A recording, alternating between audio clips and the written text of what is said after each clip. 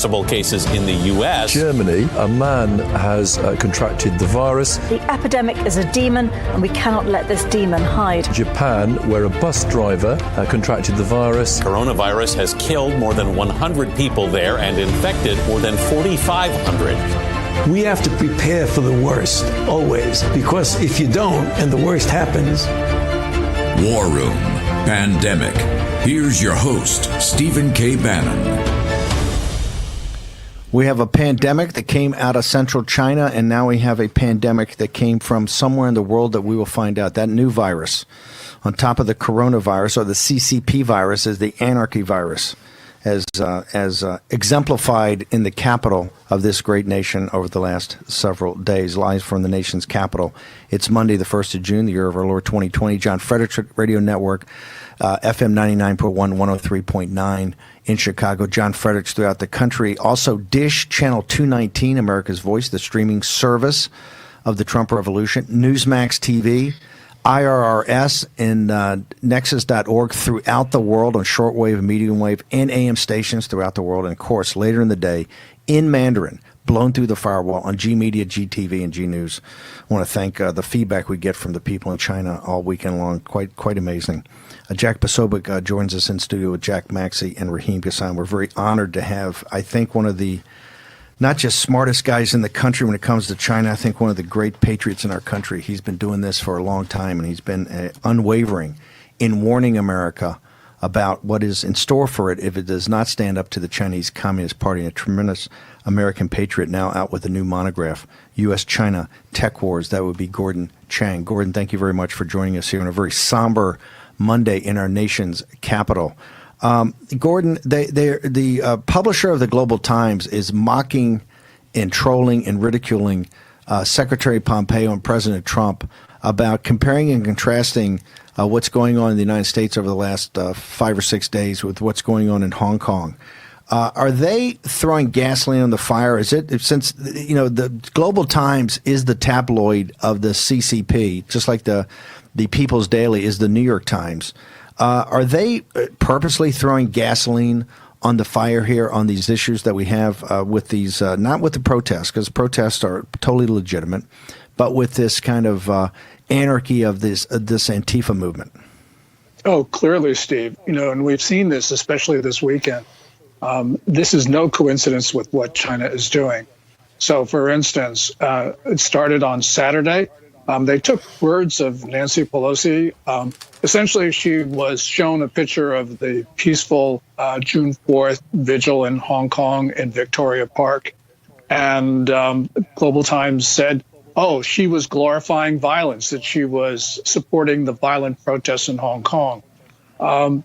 Clearly, it's malicious. We saw this yesterday. When they talked about how the Hong Kong protesters were behind the protests in the United States, which is obviously untrue. I mean, the Hong Kong protesters are the ones who wave our flag and sing our anthem, and they have been supporting President Trump in his Hong Kong policies, especially the revocation of sanctions waivers and tariff waivers. And then, of course, today you had that foreign ministry spokesman, Zhao Lijian, talk about a counterattack on the U.S. So this is coordinated. It comes from the top of the communist regime, and the Global Times and its editor, plus the foreign ministry, are coordinating. When he said, what do you mean the foreign minister said counterattack? What did he say, and how? Put that in context for us. What was he talking about, and what do you think he meant by that? Well, he has been talking in very vicious tones for quite some time. And he was speaking in connection with the protests. They've been concerned, and as you pointed out when your opening words, about President Trump's support for the protesters in Hong Kong. And I think that's one of the factors that's motivating them. And that was behind Zhao Lijian's context for this phrase, counterattacking the United States. So it's very clear what Beijing is trying to do. They're trying to change the narrative. And in general, they are trying to sow division in the U.S. We saw that from that New York Times article about 3 or 4 weeks ago, which talked about how China is getting onto our social media platforms, sowing false rumors, and then trying to create racial divisions in the United States. And that's something that's been evident over this weekend. I want to go to Friday, Gordon. You've been someone who has been unwavering in your advice and guidance, whether to the president or the campaign or to the American people now for decades, to say that you've got to stand up to the Chinese Communist Party. If you do not stand up to them, they're just going to run the tables on you. Put in perspective, Friday, do you think is that standing up to them? Is it directionally the right thing to do? Was it watered down? Where would you put the president's Rose Garden address basically to the Chinese Communist Party on Friday? Well, in 9 minutes, President Trump undid 5 decades of failed China policy that we have been pursuing in engaging the regime, trying to bring it into the international system to strengthen it, hoping it would become benign, but obviously seeing it move in the other direction. And what President Trump did in his remarks was he talked not just about Hong Kong, which is what people thought that he would concentrate on, but he covered a range of issues from the World Health Organization, which is obviously the pandemic, to Chinese students spying in our universities and our campuses. And he also talked about making sure that Chinese companies complied with U.S. law. So I was surprised that it was such a broad-based defense of the United States. Now, some people said, well, they were disappointed in that he didn't cancel the Phase 1 trade deal. But I don't think that was really in the cards. And by the way, Beijing is doing that for us because over the weekend we learned that Beijing has ordered state enterprises not to buy agricultural products from U.S. farmers. So the Phase 1 trade deal is certainly in jeopardy because of what Beijing is doing. This is what I want to get to, and Jack, Maxie, jump in here if you got a question for Gordon. I want to get to this is the point I want to get to. It was a very measured response yesterday. Maria, Secretary Pompeo, who I said I think is the best Secretary of State in living memory, talked about measured response. I know the president's got a lot of pressure around him. That's why you see the measured response, although it was broad based. The Secretary of Treasury is going to study these things. We're going to look at this, etc. The Chinese, the CCP at the same time, and a lot of people talking to the president saying, you got to keep the trade deal alive. We got to continue to remain coupled. In your books, it says it on Tech War. Did they not decouple from us in the spring of 2019? Did they not decouple technologically, say we want our own standards and we're now going to compete with the West head to head? Did they not walk away from the Lighthizer-Trump deal in May of 19, on May 3rd of 2019, which would have integrated them into the world's economy? They had this swine flu epidemic in September, October that wiped out half of their hog population, that and pig population. That's why one of the reasons that drove them to sign the deal. They're in January. They're in very different economic times. They after the Rose Garden announcement, essentially over the weekend. Correct me if I'm wrong. Did they not essentially pull out of the Phase 1 deal? They've ordered the stopping of the purchases, and they've even limited dramatically the agriculture purchases. So technically right now, do you think we even have a Phase 1 deal? Well, technically, the United States hasn't pulled out of it, neither has China. But as you point out, as a substantive matter, Beijing has.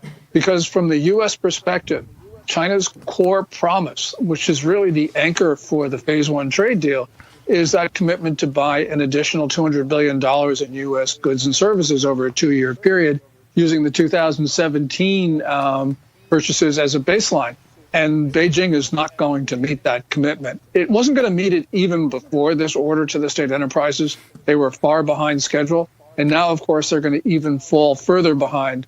And this is an act of bad faith. And by the way, Steve, we're not the only victims of this. China has canceled purchases of barley from Australia because they were concerned that Australia supported an independent inquiry into the origins of the coronavirus epidemic. So really what we have is Beijing trying to use its trade leverage to obtain geopolitical ends, regardless of its trade commitments, regardless of its commitments under the World Trade Organization agreement. So I have to say, in effect, we don't have a Phase 1 deal right now.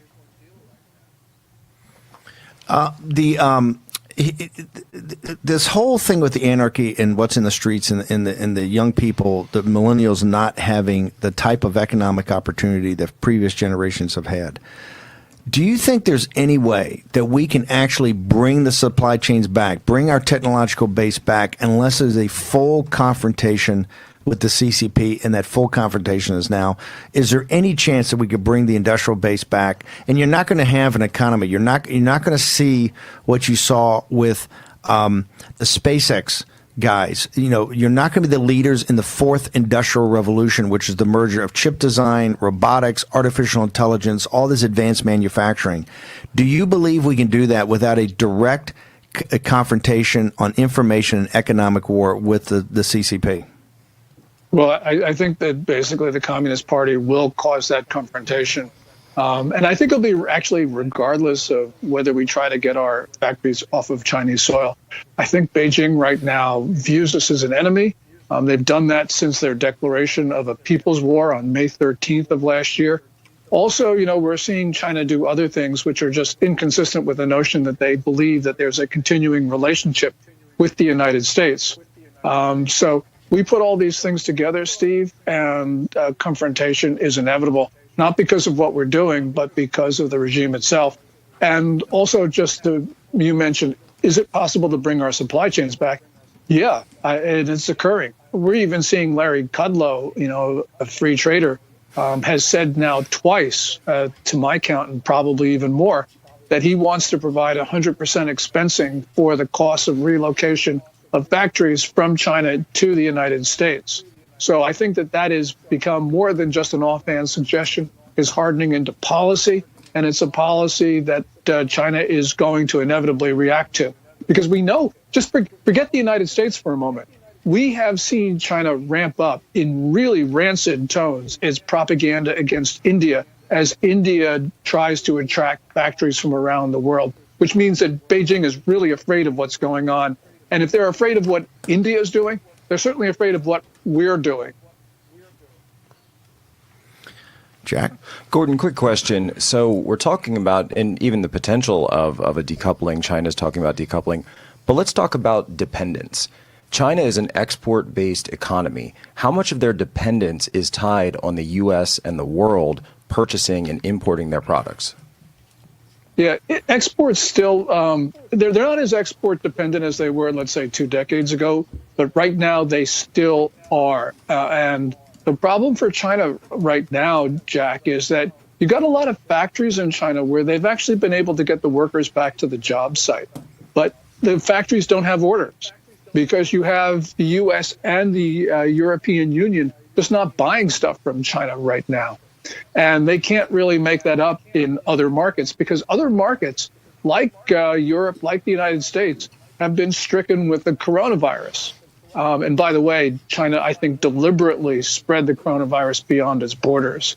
So really what you see right now is a Chinese economy that really can't recover fast because it still has export-heavy elements to it.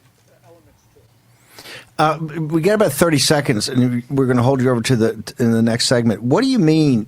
Because when you say something that comes from a level of authority, what do you mean you believe they deliberately spread the coronavirus?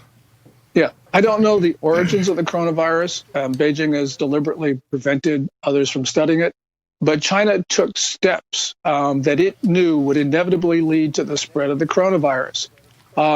And we can talk about that in the next segment because we should actually run through this because the chronology is extremely damning and leads us to the conclusion that this was a deliberate spread. Okay, Gordon Chang, the author of Tech War, the China-U.S. Tech War, is with us. We're going to take a short commercial break. Hashtag War and Pandemic. If you got a question for Gordon Chang, let us know right now. The community out there builds every day. Want to hear what you have to say. Over 8.5 or 8.75 million downloads on the podcast, 100 million views on the show. We're going to return. Jack Posobiec, Jack Maxey, Raheem Kassam, Steve Bannon, Gordon Chang in just a moment. Hello, I'm Mike Lindell, inventor of MyPillow. Just like you, I had problems sleeping. I tried every pillow out there and nothing worked. 15 years ago, I invented my pillow. It took me 2 years to develop because I wanted to have everything you would ever want in a pillow. I made sure that you could adjust my patented fill so you could have the exact support you need as an individual, regardless of your sleep position. I also wanted a pillow that would last, so I made my pillow machine washable and dryable. I back my pillow with a 10-year warranty and a 60-day money-back guarantee. Not only that, I do all my own manufacturing in my home state of Minnesota. I really like the fact that it was made in the USA. I think that USA products are a better quality product. I've tried a lot of other pillows and nothing's worked like my pillow. I'm interrupting this commercial right now to give you deep discounts, not just on my pillows, but also my mattress topper, sheets, and so much more. For example, you can get body pillows regularly $89.99, now only $29.99, or My Pillow dog beds for as low as $19.99 with your promo code. I used to think that sheets were just sheets. I got the Giza Dream sheets. They are the most comfortable sheets I've ever had. The Go Anywhere pillow is so easy to just roll up and take anywhere I want to go. Go Anywhere pillow is really comfortable, so that's what I really like. It's nice and supportive and it's nice and small. The My Pillow topper for the first time has enabled me to have a cool night's sleep. I'm able to go to bed and just get rest. That's 3 inches of wonderful that's in the My Pillow mattress topper. It's just like a firm cloud. My Pillow helps me get a good night's sleep so I can do my job in the morning. Go to MyPillow.com to get deep discounts, not just on my pillows, but so much more. For example, you get body pillows regularly $89.99, now only $29.99, or My Pillow dog beds for as low as $19.99 with your promo code. For the best night's sleep in the whole wide world, visit MyPillow.com. From roof to foundation, the damage to your home can be devastating, from clogged gutters, leaking roofs, rotting wood and fascia, and flooded basements. Protect your entire home with Leaf Filter, the nation's #1 rated gutter protection system. Once our ladders go up, you can put yours down forever. One of the things that I like the most is that I don't have to get back on the ladder anymore. Leaf Filter starts by cleaning, sealing, and realigning your gutters. We then install our micro mesh screen over your existing gutters, which is guaranteed to filter out everything except for water. Trying other products is what made us finally go to Leaf Filter. And Leaf Filter's lifetime transferable warranty makes it an extraordinary value. Leaf Filter is going to make my home more valuable, especially when I go to sell it. Call 833-LEAF-FILTER or go to getleaffilter.com for your free gutter inspection and estimate. Call or log on today and save 15%. War Room Pandemic with Stephen K. Bannon. The epidemic is a demon, and we cannot let this demon hide. War Room Pandemic. Here's your host, Stephen K. Bannon. We have with us one of the great American patriots, Gordon Chang, and his Twitter handle. We want to make sure everybody gets onto it. It's because we've got Jack Posobiec, the Twitter champion, in here today with Raheem Kassam. It's at Gordon G. Chang, all one word. At Gordon G. Chang. Also go to hashtag War Room Pandemic. Give us a question we want to ask Gordon. I want to go back before the chain of title here on the and Jack, we're going to get to your things in a second. But besides the chain of title, because Jack's going to argue with me about do they need the U.S. or not. Besides the chain of title on coronavirus, on the pandemic, I want to go back to something you said that's very important. The decoupling started, did it not, Mr. Chang? And walk me through here. In the spring of 2019, after they had the One Belt, One Road conference in April and knew they had a thing rolling there, particularly with Russia and Turkey and in Iran and Pakistan, that they then announced internally the decoupling of technology. They announced that in late April or early May that they were going to come to their own standards, which I said was the most important geopolitical event of the 21st century. They then announced on May 3rd that they are going to not sign the Lighthizer deal, that this had to be renegotiated. And then on May 13th, Gordon, you mentioned this declaration or the speech by Xi talks about the People's War. Walk us through those events. Wasn't that their signaling to us that, hey, that's a new day, a new deal, and we're going our own way? Is that when they did the throwdown to the United States of America? You know, there are many times in history when I think you could have said that they had sort of signaled that they were going to move in a different direction.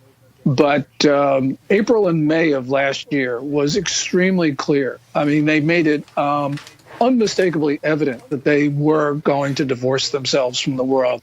And for the reasons you mentioned, in May, for instance, we heard all of those really harsh comments about trade. So, for instance, it was not just the declaration of People's War by People's Daily, but it was also the use of the words that they had used in the past before they initiated military conflict. And that was, don't say we didn't warn you. Also in that month, in addition to everything else, they declared their economic structure a quote-unquote core interest.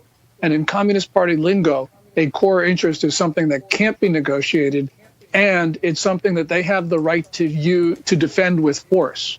So you put all the things that you mentioned, especially about the standards, and it's unmistakable where Beijing was going. And it was telling the world. I mean, we weren't listening, but they were telling the world, and they were telling the United States that they felt strong enough that they could do this on their own. Why was the intelligence community not flashing red right then? Why was it not in the media, not talking about this, that what happened in the spring of 2019 foreshadowed so much that we have today? I would actually argue that's the Austria or the Rhine. You know, Brett Stevens said we're at the Rhineland moment. I disagree. I think the Rhineland moment was back then. That was 1936. Hong Kong, in the situation the president described in the Rose Garden the other day, is the Czechoslovakia in 1938. We're at the moment. We're at the inflection point right now. We're going to go one way. You stand up to these guys 100%, or we're going to be rolled into a kinetic war in the South China Sea or the border with India up there in the next 2, 3, 4 years. Gordon, your thoughts? Yeah, this is something critically important, Steve, that you talk about. And this is this wolf warrior diplomacy. So, for instance, right now, Chinese troops are deep into Indian territory. And this is not territory that is disputed. They're also into Indian territory, which is not disputed. So this is a clear act of aggression. Then you have these boat bumping and other incidents in the South China Sea, East China Sea, against Japan, Taiwan, the Philippines, Vietnam, Indonesia, Malaysia. You have the threats to invade Taiwan, an increased tempo of dangerous intercepts of the U.S. Navy in the global commons. Chinese diplomats in Europe were making those comments about internal matters in France and other places. And you had the Chinese diplomat, the ambassador to Kazakhstan, saying that Kazakhstan should be part of the People's Republic of China. So, and this was all since the middle of February. So this clearly is a sense that Beijing is going after everybody. Now, we can have an interpretation of whether it means that Beijing is strong or whether it's weak. But the point is, it's exceedingly dangerous. Let's go to the pandemic. You made a pretty, you really threw down in saying they consciously, made sure that this thing was spread throughout the world. Walk through your chain of events of how you back that up. Yeah. On January 20, China admitted for the first time that the novel coronavirus was human-to-human transmissible. But doctors in Wuhan knew this no later than the second week of December, which meant that Beijing knew about it a few days later. And in that 5-week period, if Beijing had said nothing about the contagiousness of the disease, it would have been grossly irresponsible. But no, what they did was they lied. They tried to tell the world that the virus was not H to H, human to human. And they got the World Health Organization to help them with that infamous January 14th tweet.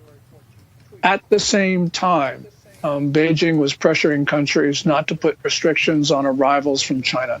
And that means when you put those two things together, Steve, that they knew it was human-to-human transmissible, that they were lying about it on the one hand, and on the other, they were trying to force countries to take passengers from China. There is no other conclusion that one can arrive at except that this was a malicious spread. If Xi Jinping, I don't know what was in his mind, but if after having looked around and see how the coronavirus crippled his country, if he wanted to get even by spreading the coronavirus elsewhere, he would have done, in fact, exactly what he did. So it's unthinkable, the conclusion. Now, there's other stuff that supports this, but those are the two primary arguments that show why this was a deliberate spread. The president of the United States in the Rose Garden, correct me if I'm wrong, Jack Posobiec, said on Friday that they're directly responsible for the 100,000 American deaths. That they're responsible. He said that they're responsible. What would you tell him, Gordon? What could the president do about that? He laid this out. He talked about all these other economic measures, but if they're directly, this is the largest mass casualty event, and I'm leaving the pandemic in 18 aside because that was inadvertent. This looks like it was, not inadvertent.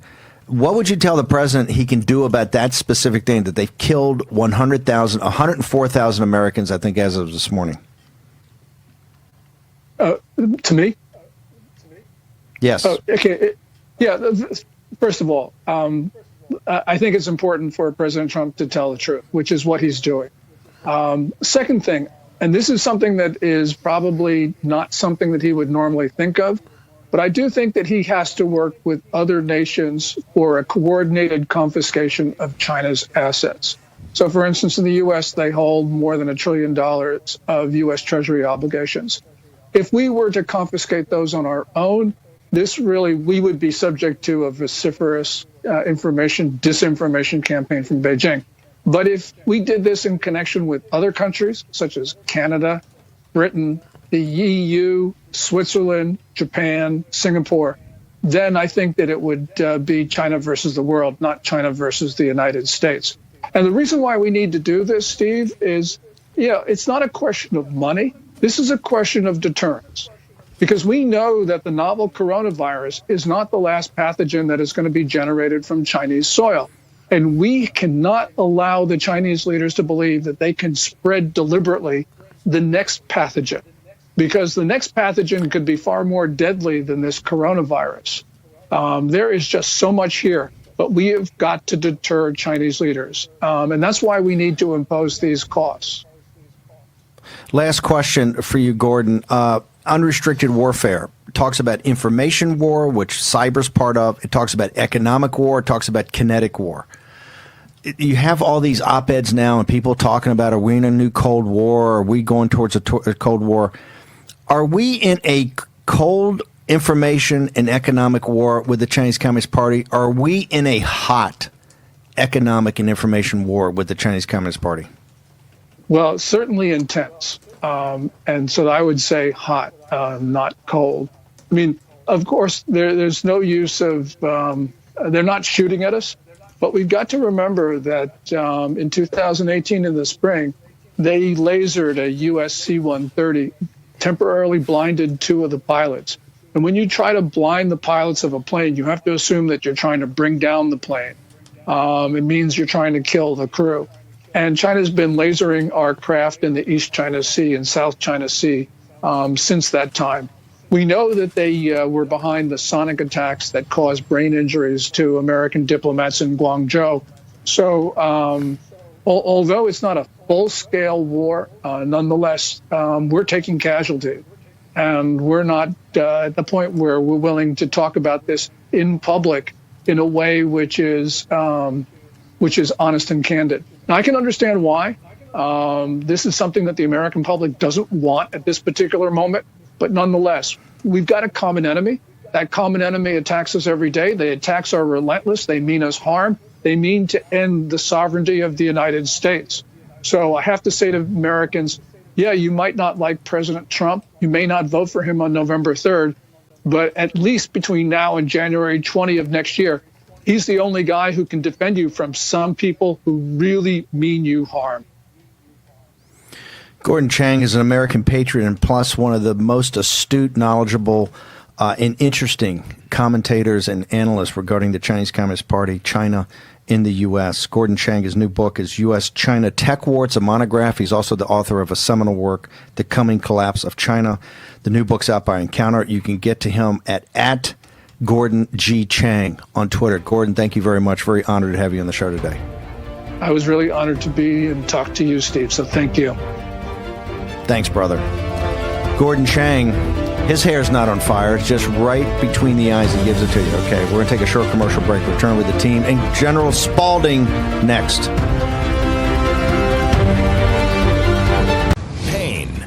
swelling, stiffness. When your hands hurt, you can't function. Until now. Introducing the new Copperfit compression gloves with Sure Grip technology to give you more power, more control, and more agility than ever. Our most advanced copper-infused compression fabric woven into an ultra-lightweight performance glove that fits like a second skin to support relief and recovery of sore muscles and painful joint stiffness. And new Sure Grip bands built in to provide a strong, non-slip grip for more power and control. You need total control of your hands when you're doing anything with construction. Your hands are your livelihood. The Copperfit gloves are great. The grip is outstanding here with these different ribs. It makes my hand a lot more usable. It just feels like you're just ready to start the job. The gloves have been a game changer for me. They help with flexibility and pain and soreness. They allow me to do my job even better. Breathable wicking fabric with an open finger design for full range of motion, feel, and control. They relieve my pain. When I grab something, I'm not in pain. The support or whatever magic these things do, I don't know what it is. It doesn't matter to me what it is. It works. I get a lot of pain, and it can make it difficult to do the smallest thing. While I'm wearing this, I do not have any pain. I can use it on the keyboard, I can use my phone, I drive with it, I sleep with it. I love this glove. The new Copperfit compression gloves with Sure Grip technology. Relief from painful muscle and joint soreness. Guaranteed or your money back. Call 1-800-984-5571 or on the web at getcopperfitgloves.com for only $19.99. Order right now and your shipping is free. I tried it, I use it, I know it works. Copperfit gloves definitely just make my life better. I've used Copperfit before. This has helped my hands so much. These things work. Feel better with copper-infused compression. Ask for it by name. Copperfit compression gloves. What kind of world do you want to live in? I want people to wear what they want. I want to bring pride back to our communities. I want us to be free to talk about mental health. I want humanity to reconnect with nature. I want sustainable to be the solution, not the alternative. Make the world you want. You've got the power, we've got the tools. And now, take your online presence to the next level with the new GoDaddy Websites Plus marketing. My son needs this drug. I hope it doesn't cost too much. I hope my insurance pays for it. Can you tell me how much this will be? 67. Sorry. Wait, have you heard about GoodRx? GoodRx finds free coupons to help you save up to 80% on your prescriptions. Wow. I had no idea. GoodRx. Stop paying too much for your prescriptions. War Room Pandemic with Stephen K. Bannon. The epidemic is a demon, and we cannot let this demon hide. War Room Pandemic. Here's your host, Stephen K. Bannon.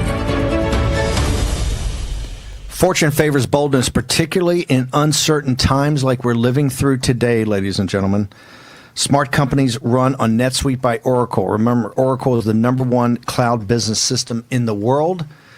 NetSuite is now used by over 20,000 companies, whether you're $1 million in revenue or $100 million in revenue. If you're a entrepreneur, you need NetSuite by Oracle. I want to thank the NetSuite people. Go to netsuite.com/Bannon to get the 7 actions you must be taking now as an entrepreneur.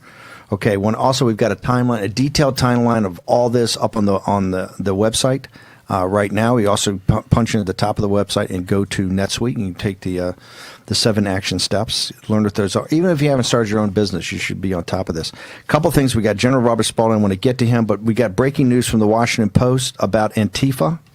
So the Washington Post, in the last few moments, I was scrolling through all of the different news networks, seeing how they've been covering this. And I noticed the Washington Post has popped an article up early this morning. The headline, it's an opinion piece, the headline is, "Antifa isn't the problem. Trump's bluster is a distraction from police violence." And then you look at the author of this piece. The author is Mark Bray. So-called historian of human rights, they bill him as, but he's actually the author of Antifa, the Anti-Fascist Handbook. Do they put that? Do they say that at the bottom of what he's done? They do. They do admit that. Okay, does the Antifa Handbook? They do admit it, and this is what we got to in the first hour. Actually, the support within the media for these guys is massive. Mark Bray in this article actually says the following, quote, I believe it's true that most, if not all, members wholeheartedly support militant self-defense against the police and the targeted destruction of police and capitalist property that has accompanied it this week. I'm also confident that some members of Antifa groups have participated in a variety of forms of resistance during this dramatic rebellion. Now, you put that together with what Bray has said on the record before. He's actually written for the Washington Post before. He said, quote, physical violence against white supremacists is both ethically justifiable and strategically effective. And with Democracy Now!, an appearance on Democracy Now!, he said, quote, and this goes to the point about domestic versus international terror group designation, quote, anti-fascists view their struggle as transnational and trans-historical. Thank you. Bingo. Thank you very much. Okay, we got ACLUs jumping in here, Jack Maxey. Yeah, the ACLU had some comments about this immediately. They responded. They said that Trump's tweet, as this tweet demonstrates, terrorism is an inherently political label, easily abused, misused. There is no legal authority for designating a domestic group. Any such designation would raise significant due process. Note to ACLU, it's not a domestic group. Okay, you have unrestricted warfare, and then you have the smart version that you can read and comprehend. That's Stealth War by General Robert Spalding. He was the smartest guy in the White House, maybe next to President Trump when he was in the White House. Absolutely brilliant patriot and just a great guy and a great man overall. General Spalding, are we at war? Is the Chinese Communist Party at war with the United States of America? Well, there's no question they've been at war for several decades. It's not that we're just finding this out. It's just we're waking up to it. I think what's changed since the coronavirus outbreak is they're changing tactics, and we're starting to see that in the middle of March when they were sending out texts and social media posts that were trying to create the perception that we were going to institute martial law. I sent you an article, if you listen to Kathleen Carley, who works on social cybersecurity, really understanding influence through social media. 40% of the coronavirus posts are from bots. Here, I'll give you some more. 42% of the top 50 influential mentioners are bots. 82% of the top 50 influential retweeters are bots. Now, these are Chinese, Russian attempts to undermine our society. I would imagine when we do the post, rioting analysis, you're going to see the same thing going on, which is an effort to inflame and an effort to increase the numbers with regard to what's going on with the rioters. So this is something that they've been doing far more aggressively than the Chinese Communist Party has. Usually it's been the Russians.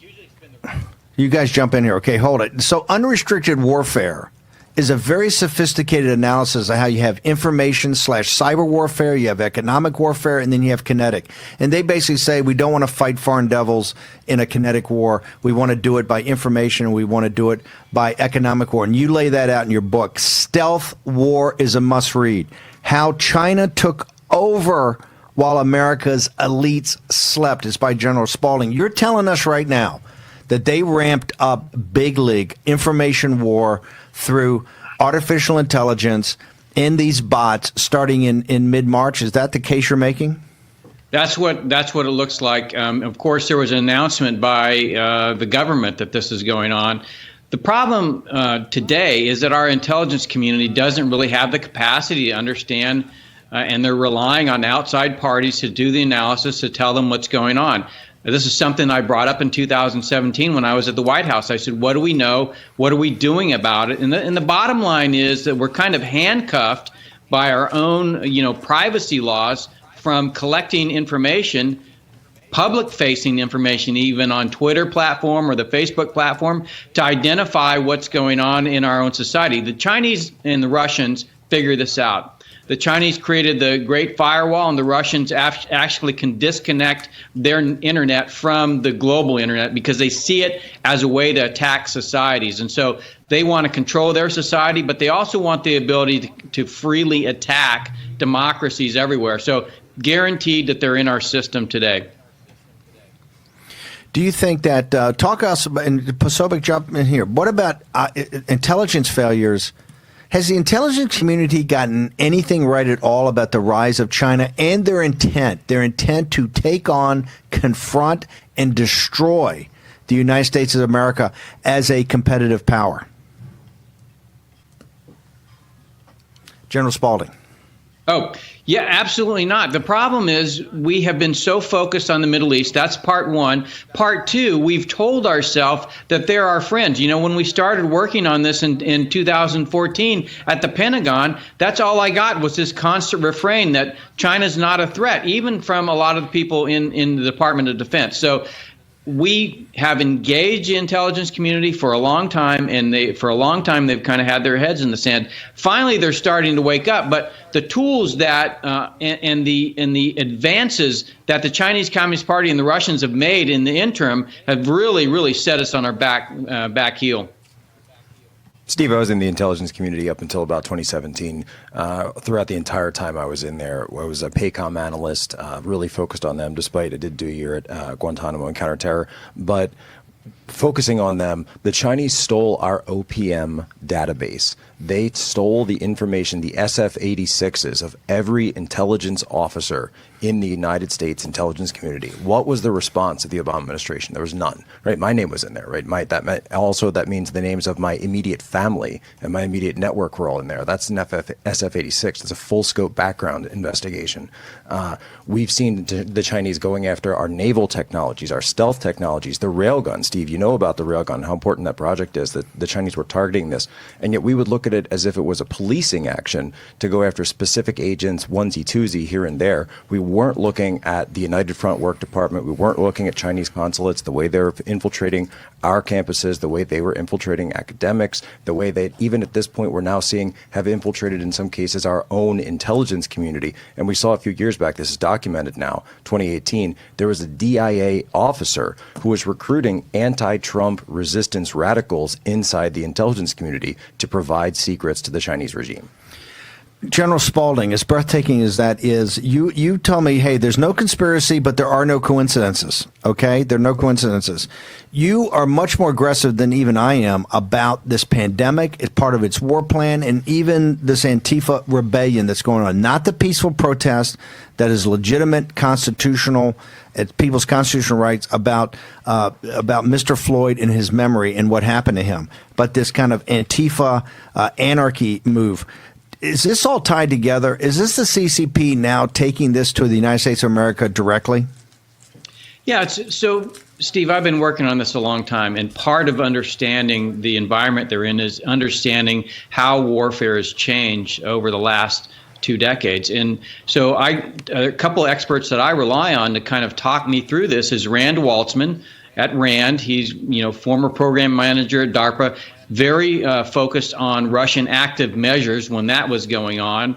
And, he describes how they've taken active measures, both from Russia and China, and really expanded it to the digital world. Kathleen Carley works at Carnegie Mellon, is working on social cybersecurity. So the problem is the Chinese and the Russians figured this out 2 decades ago, and we have not been paying attention. So we think Facebook and Twitter are unmitigated good and an ability to promote democratic principles. They're actually an ability to attack democracies from within. So whether or not Antifa is directly funded by the Chinese or aided and abetted by Chinese and Russian social media bots, that's what we're talking about here. Last thing, the president comes into the Rose Garden on Friday and lays down, these points on the about the Hong Kong situation. What's your assessment of that? And if you were to still at the White House and the National Security Council, what would be the 2 or 3 things that you would recommend the president do today to counter the rise of the Chinese Communist Party? Well, first of all, as you know, I've been saying it. We need a secure, encrypted internet for the American people. And it's far past time. We cannot get into the systems to find out what's going on Twitter and Facebook in order to inspire more chaos in our society. We need an internet that's actually secure and safe for the American people. We need that for an industry. We need that for their personal data. I think as far as Hong Kong goes, there's no question that the Chinese decided when we had the first trade deal to decouple their economy. That means they were willing to get rid of Hong Kong at the time. And I wrote a paper for DOD a year ago saying they were going to take Hong Kong. So this is part of their plan. They are, in fact, decoupling. They think they have enough to do whatever they want. They're just trying to string this along to see how much benefit they can get from Wall Street and corporate America before we finally shut them all off. I would shut them off. Make tariffs permanent. Get our corporations out of there and bring back manufacturing into the United States and protect our internet. Okay, the book is Stealth War. You can get it on Amazon. It's a must-read. It's our #1 recommended book on War Room, a pandemic. We're going to have this up. They want a Commandant's reading list. We're going to start that, and this is going to be, get this now, Stealth Wars. It's Spalding. General Spalding, what is your Twitter handle? Robert_Spalding. And generalspalding.com is my website. GeneralSpalding.com. Do you have any speaking engagements, digital engagements people should know about in the coming weeks that we can promote here? I don't have anything scheduled right now. I'm actually testifying for the UK tomorrow. Oh, fantastic. Where are you testifying for the UK? In Parliament? In Parliament on 5G tomorrow. Oh, fabulous. We'll cover that. Okay, General Spalding, you're a great American patriot. I want to thank you for joining us on War Room Pandemic. I am honored. In 1 hour, we had Gordon Chang and Robert Spalding. When the history of this time's written, when we're victorious and they look back, they're going to look back at guys like Gordon Chang and Robert Spalding, who were dismissed at certain periods of times as cranks and crackpots. Guess what? They were right and the experts were wrong. We'll return with the War Room team and Antifa in a moment.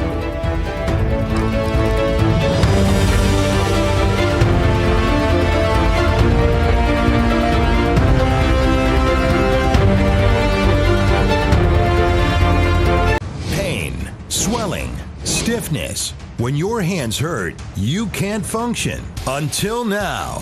Introducing the new Copperfit compression gloves with Sure Grip technology to give you more power, more control, and more agility than ever. Our most advanced copper-infused compression fabric woven into an ultra-lightweight performance glove that fits like a second skin to support relief and recovery of sore muscles and painful joint stiffness. And new Sure Grip bands built in to provide a strong, non-slip grip for more power and control. You need total control of your hands when you're doing anything with construction. Your hands are your livelihood. The Copperfit gloves are great. The grip is outstanding here with these different ribs. It makes my hand a lot more usable. It just feels like you're just ready to start the job. The gloves have been a game changer for me. They help with flexibility and pain and soreness. They allow me to do my job even better. Breathable wicking fabric with an open finger design for full range of motion, feel, and control. They relieve my pain. When I grab something, I'm not in pain. The support or whatever magic these things do, I don't know what it is. It doesn't matter to me what it is. It works. I get a lot of pain, and it can make it difficult to do the smallest thing. While I'm wearing this, I do not have any pain. I can use it on the keyboard, I can use my phone, I drive with it, I sleep with it. I love this glove. The new Copperfit compression gloves with Sure Grip technology. Relief from painful muscle and joint soreness. Guaranteed or your money back. Call 1-800-984-5571 or on the web at getcopperfitgloves.com for only $19.99. Order right now and your shipping is free. I tried it, I use it, I know it works. Copperfit gloves definitely just make my life better. I've used Copperfit before. This has helped my hands so much. These things work. Feel better with copper-infused compression. Ask for it by name. Copperfit compression gloves. This is the kind of card that has America talking. With it, people with Medicare are getting all-in-one coverage for their doctor visits, hospital care, prescription drugs, and more. This kind of insurance, called Medicare Part C, may also cover dental care, eyeglasses, hearing aids, fitness programs, vitamins, even healthy meals and rides to the doctor. With this kind of coverage, you do not need a Medicare supplement insurance plan. You will access your benefits through your Medicare Part C plan for one low and oftentimes $0 monthly plan premium. You deserve to get the most from your Medicare benefits. Call now for free information that may help you get more coverage for less money. There is no obligation to enroll. Whether for yourself or someone you love, Call the number on the screen now. Call now. War Room Pandemic with Stephen K. Bannon. The epidemic is a demon, and we cannot let this demon hide. War Room Pandemic. Here's your host, Stephen K. Bannon. We're not here to scare you. We're here to enlighten you. And we apologize if the facts are scary. But we live in a very treacherous time. This is a fourth turning. Okay? And in a fourth turning, it all seems like it's turned upside down. The others had the Revolution, the Civil War, the Great Depression, World War II. The right decisions were made, and America came out on the other side stronger, more prosperous, and greater than it was before. It's always taken it up a notch. We're going to find that out now as we come through this. Remember, fortune favors the bold and nothing's inevitable. Human action and human agency are going to see us through this. And that's why NetSuite by Oracle is the software for the entrepreneur. Whether your company's $1 million, whether it's $100 million, whether you don't even have a company, you got to go to our website right now and go to netsuite.com/Bannon and see the 7 action steps you should be taking. It shows you how to think as an entrepreneur. This is a software package that will help you and help you take your game to the next level. Remember, everybody going forward has got to be more entrepreneurial. If you've been thinking about starting your own business, you've been thinking about growing your own business, you need NetSuite by Oracle. Okay, and now I want to pivot. We got so much. We have a guest, Colonel John Mills, going to join us tomorrow because we got so much we got to get through on Antifa. But I want the intelligence communities, and I don't want to just beat on the intelligence community to beat on them, but and about the Russia hoax and the Russian investigation and taking our eye off the ball. Russia's a sideshow to a sideshow. Yes, they are bad characters, right? It's a kleptocracy. It's run by the former KGB guys. They're bad actors. Okay, but it's a sideshow. It's an economy and a demographic death spiral. It's the size of New York State. Okay, it's got a lot of weapons and a lot of bad guys. China is an existential threat to the United States. And here's the tragedy about what we're talking about in China. And this is why we keep going back to the quote from Aeschylus from the Libyan myth. You know, once an eagle, looking and finding he was struck by an arrow, said, "By my own hand I am smitten." It is your money. If you're a deplorable, if you're in the middle class in this country, it's your pension funds and your insurance company money and your savings account that have gone, Wall Street has taken and financed the rise of the Chinese Communist Party. They stripped the jobs out of here. Why? The economics is quite simple. It's slave labor in China, and now you're serfs. Okay? It works for them.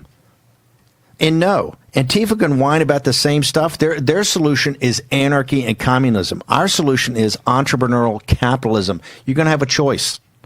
You're either going to have the Cape Canaveral and Kennedy Space Center with the Fourth Industrial Revolution on Saturday, or you're going to have Saturday night with the burning and the looting. And this is not about the legitimate protesting of what happened to Mr. Floyd in Minneapolis, which is totally legitimate, and they got to get to the bottom of that. Okay?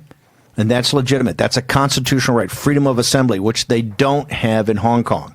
Right? We just got breaking news of what's happening in Hong Kong. Yeah, Hong Kong has just banned the annual candlelit vigil to celebrate the memories of the students killed at Tiananmen Square in 1989. This is the first time in 30 years. And what's interesting is the police are using the coronavirus as the excuse, saying that this would violate groups of more than 8 people getting together. And even Amnesty International has come out against them, saying COVID-19 must not be used as an excuse to stifle freedom of expression. Have you, Pasobic, how is that going to play in Hong Kong? This is never going to fly in Hong Kong. This is the one event every year for 30 years. They're in Victoria Park of Hong Kong, where they gather to commemorate the thousands who died at the hands of the CCP, June 4th, 1989. Tens of thousands. Tens of thousands. The students, the workers who went to support them. They built their own version of the Statue of Liberty up right there in the center, where Deng Xiaoping could look at it with his little eyes. And the people of Hong Kong are not going to take this lightly. They're probably going to be twice as more, or at least twice as willing to want to go out there in the face of this order, because this has been the one time every year where it's it's even beyond, in a sense, beyond Tiananmen, in the sense that it's not just commemorating the spirit of those who died at Tiananmen, but it is the spirit of Hong Kong, the spirit of freedom itself. The unfinished work of the 20th century. What about our rebellion? By the way, their leader says in the op-ed of the Washington Post, it's a rebellion. His words, not ours. He said it's a rebellion, right? It is a rebellion. It's a rebellion by anarchists. I want to go back to this quote, this op-ed from Mark Bray in the Washington Post, because this should formulate the foundation of the Trump administration's response to the Antifa violence that has wrought havoc across the United States for the last 6 days. It is there in print for all to see. Number one, if you accept that this professor, Mark Bray, who was criticized by his own college, Dartmouth University, for putting out pro-violent statements, then you have to also take at face value his claim that Antifa is not just a violent organization. In quotes for him, it participated in a variety of forms of resistance during this dramatic rebellion, including violent resistance, destruction of police and capitalist property, quote. But also that Bray's book has been held up by Keith Ellison, the same guy who's... Tell me, Keith Ellison. What about Keith? Keith Ellison is now the Attorney General of Minnesota. He's put in charge of things. Go ahead, yeah, this Jack. is incredible. The governor of Minnesota just appointed Keith Ellison to be the attorney of record, the Attorney General, to take over from Hennepin County the prosecution of these police officers. Now, Ellison today said that it was too early to say, but he believed that all 4 of them were going to be prosecuted. But who's Keith Ellison? Why is it important that Keith Ellison is in charge? Well, let's remember Keith Ellison, quite a radical guy. He left Congress and he ran for the Attorney General of Minnesota. This was part of that Soros-injected attorney generals all over across America in the last election cycle. His seat was former DNC co-chair, right? Exactly, and his seat was replaced by Omar, I believe. So, but is he an Antifa supporter? He has held up. We put it on the show just a second ago on the screens. He's held up a picture of the Antifa handbook, brings it full circle, which is the book that endorses violence and protests like this. And then let's go, but just quickly back to what Mark Bray said. Right, here's the expert. He says anti-fascists view their struggle as transnational and trans-historical. So CNN, MSNBC, I don't want to hear any more of this garbage that this is a domestic group that the president cannot censure. Posobiec, how did you get to your Twitter handle? POSOBIEC, One America News. Okay, hashtag War and Pandemic. I want to hear what you have to say. At War and 2020, at War and Pandemic. Go to the website, 24/7 info. Back tomorrow with the rebellion that's now spreading through the United States of America. See you tomorrow morning at 10. Tired of struggling with regular mirrors that don't adjust so you can't get close enough? Need both hands but you don't have a stand? Can't move in the right direction to see your own reflection? You need Flexible Mirror, the bendable, light-up magnification mirror that comes to you. Watch. Just stick it on and turn the base. The super suction locking mechanism means you can put it on any smooth surfaced place, horizontal or vertical. Lock it onto any mirror, table, or desk. Use it in the shower, even on a window.